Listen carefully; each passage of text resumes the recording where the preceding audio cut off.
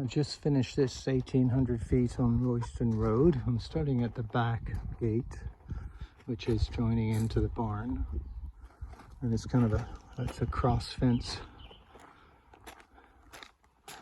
It's tied into the perimeter fence here with bracing on both sides, as required. Usual deer fence.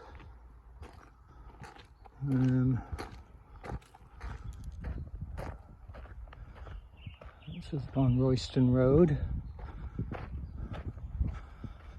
I've been working away in the heat. I'm quite happy to be finished. Next week's supposed to be even hotter.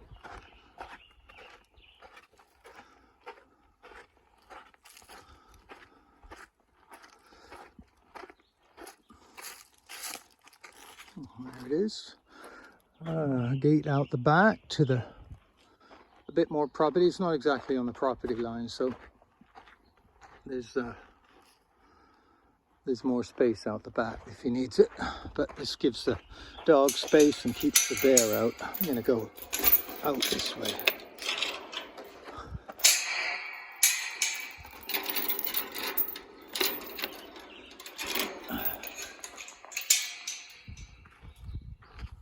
Yeah. And then I'm gonna do the whole thing as usual. You don't have to watch it all. There's a cross fence on the inside there, and we're walking outside the perimeter to a 4-foot gate that I'm going to go back through. Whew. There's a trail system to my right that this gate can access, which will be nice.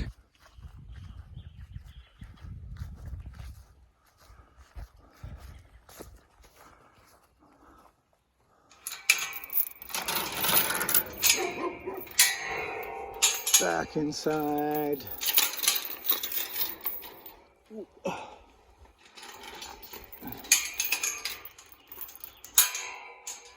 And then we go through the forest with a couple of kinks in the fence.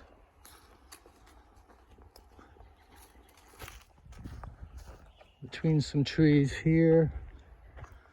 And then we go over a drain here. And then through the cedar trees,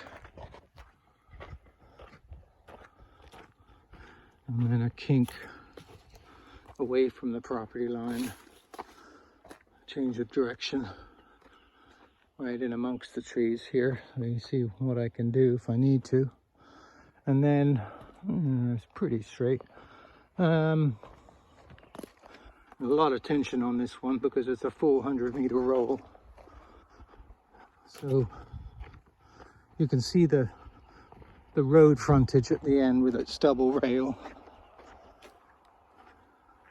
But we got a 100-meter run, 330-foot run down here to get to the road from the tree line behind me.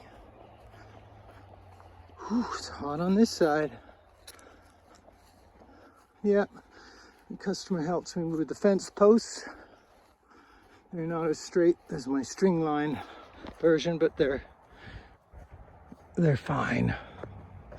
And the ground was so hard, I don't think I could have stood the posts up by myself very easily. So in this case, it's nice to have the help. And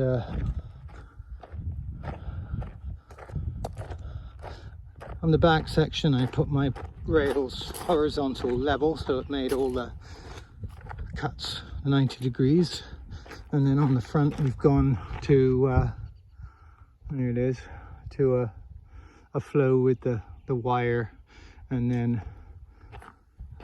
middle rail. So the rail, the top rail, is along the top, as opposed to this one, which is horizontal, measured with a level, and then 90-degree cuts on the knee, braced in both directions, and then across to an existing metal gate, which isn't exactly deer height, but it's too good to take out, and hopefully the deer will avoid it. There's a big dog here, so I don't think the dog is 130 pounds, big black thing. I don't know, some sort of, looks like a Pyrenees or something, but it's black. It's something similar. And I tied in the my fence to the metal gate as well as I could. I actually drilled through the posts and screwed into my little rails. I cut a notch and then I screwed at the other end, and then I drilled and inserted the end. So it's pretty neat and tidy. I think it joins in nicely. This side was straight, the other side was leaning over. So I pushed it with my machine to get it more level, so at least didn't make my fence look bad. This hill seems solid enough. Yeah. I'm just gonna, no I'm not. I'm just gonna close it. Yeah. There it is. And look at it from across the road, which I always do as I'm building it. This is Royston Road. There we are. There's the scrap heap down there. Yeah. So here it is. I think it's pretty spectacular, but that's just me. Blends in nicely with the metal gate. Flows off down the right hand side of the driveway there. That side is straight as a die. And then I'll go back in again.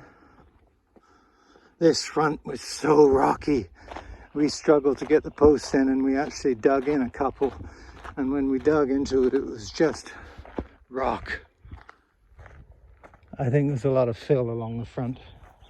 So the posts at the bottom aren't perfect. You can see they wiggle in and out a little bit at the bottom, but with the tops lined up, it looks absolutely fine. I call it, it's Flintstones fencing, but I like the look of it. There's my logo there. And once you step back a little bit, you really don't see it. And that's, I know how to get away with it with that. And I know what works and what doesn't. We came along here, we did a lot of clearing, and it rises up over a slight root mound here, and then steps back, just goes back down again. We thought about putting it through the perimeter line at the back there, but it didn't make sense. So we kept out in the open along the edge of the driveway. There was too much clearing to do back there. It just didn't seem worth it. And here the customer can see the fence from inside and know where his kids and animals are. And there's a tenant above the garage up ahead, and we go around the corner here to his parking space, and then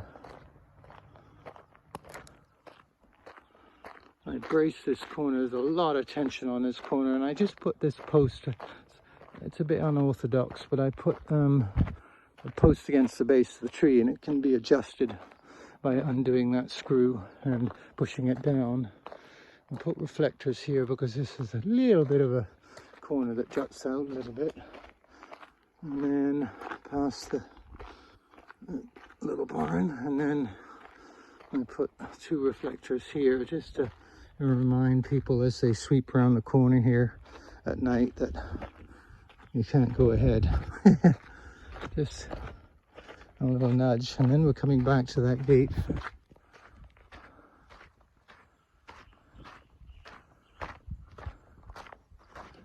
And it's a double 8, so a 16-foot gate, nicely braced.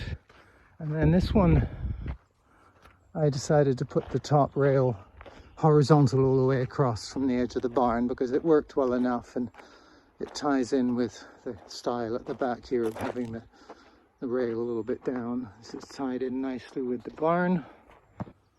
Yeah, and there's my truck again. There you go. Done.